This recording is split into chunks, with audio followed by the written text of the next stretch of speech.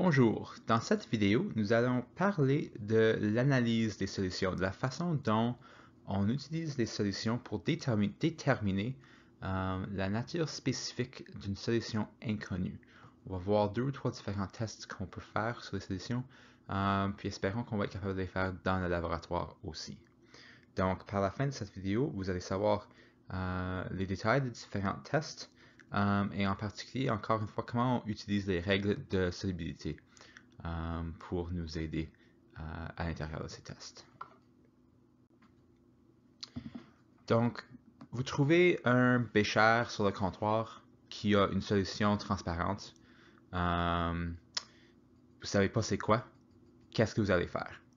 Bien, nos connaissances des ions et des réactions entre les ions peuvent nous aider à identifier la solution originale. Puis il y a trois tests qu'on va voir. Il y a le test à la flamme, les couleurs des ions en solution et les règles de solubilité. C'est les trois outils que nous avons pour essayer de déterminer qu'est-ce qui est en solution et quelle est la nature de notre solution. Donc, premièrement, les tests à la flamme, c'est un peu comme ça se dit dans le nom. Si tu brûles la solution, quelle va être la couleur de la flamme qui en résulte? Puis la raison que c'est un test qui nous donne de l'information, c'est que quand ils sont chauffés, les métaux produisent des couleurs distinctes. Puis on voit en bas ici le tableau qui montre ça. Puis vous avez aussi un tableau dans votre manuel qui est un peu différent. Mais chaque métal va produire une couleur distincte. Donc le cuivre, par exemple, va produire une flamme qui est vert ou bleu, un peu un mélange de vert et de bleu. Le baryum va produire un vert pâle jaune.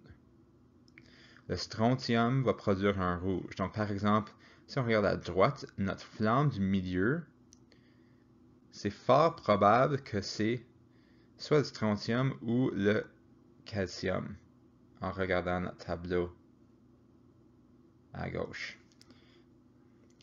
Le lithium va produire un rose. Donc, par exemple, notre flamme, notre deuxième flamme de gauche, là, fortement probable que c'est peut-être le lithium. Le sodium va faire un jaune orangé.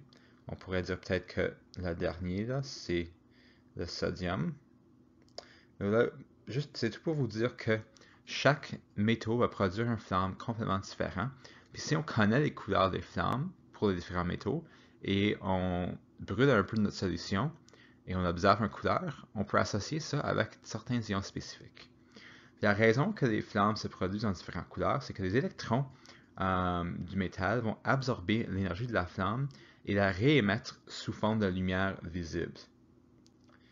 Puis parce que chaque couleur, si vous vous rappelez de votre cours de 10e année de l'optique, chaque couleur représente une longueur d'onde différente, selon le montant d'énergie lâché par chaque atome qui va être différent. Le sodium va lâcher plus ou moins d'énergie que le calcium. Selon l'énergie lâchée, ça va produire une onde qui a un montant d'énergie et une longueur distincte, et donc une couleur distincte. Le deuxième test qu'on peut utiliser, c'est les couleurs des ions en solution. Puis un peu comme les flammes vont avoir des différentes couleurs selon le métal, les solutions eux-mêmes vont avoir des différentes couleurs selon le métal. Alors ici, nous voyons une image qui a 4 exemples avec le vanadium. Alors on a une solution à gauche au complet d'oxyde de vanadium qui produit un jaune. Une autre solution d'oxyde de vanadium qui produit un bleu selon la charge du vanadium. Ici, on a le vanadium tout seul, le vanadium 3+, qui produit comme un gris. Et on a le vanadium 2+, qui produit un violet. Alors même à l'intérieur pour un ion, le vanadium, selon si c'est tout seul, sa charge, si c'est avec un composé avec de l'oxygène, ça va produire des couleurs complètement différentes. Vous avez un tableau dans votre manuel à la page 412 qui montre les couleurs pour une variété de différents ions. Puis on va voir en classe différentes solutions avec différents ions qui vont représenter ces couleurs ou qui vont avoir ces couleurs. Bon. Dernièrement, nous avons déjà vu à plusieurs reprises maintenant les règles de solubilité. Puis les règles de solubilité, ça nous dit qu'est-ce qui peut être dissous, qu'est-ce qui ne peut pas être dissous dans une solution. Donc, si on combine les tests à la flamme, les couleurs en solution avec des réactions, les réactions peuvent nous donner des informations sur quels ions pourraient être en solution et quels ions ne pourraient pas être en solution. Disons par exemple que, pour commencer, j'ai une éprouvette avec une solution là-dedans. Puis je ne sais pas c'est quoi. Ce que je pourrais faire, par exemple, c'est ajouter de l'acide chlorhydrique à ma solution. L'acide chlorhydrique va se ioniser dans l'eau, va former le cation d'hydrogène. Le cation d'hydrogène est plus élevé sur la série d'activité que plusieurs autres métals. Donc, si un de ces métals qui est en dessous de l'hydrogène dans la série d'activité est présent en solution, il va sortir de la solution en forme de précipité.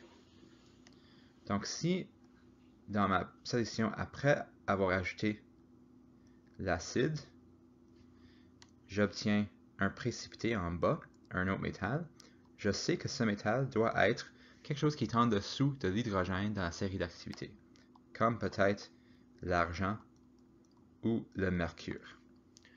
Puis là, je pourrais utiliser la test à la flamme pour brûler un échantillon de ce précipité pour établir exactement ce que c'est. Mais les réactions, c'est une façon de réduire par élimination les options pour déterminer qu'est-ce qui est en solution.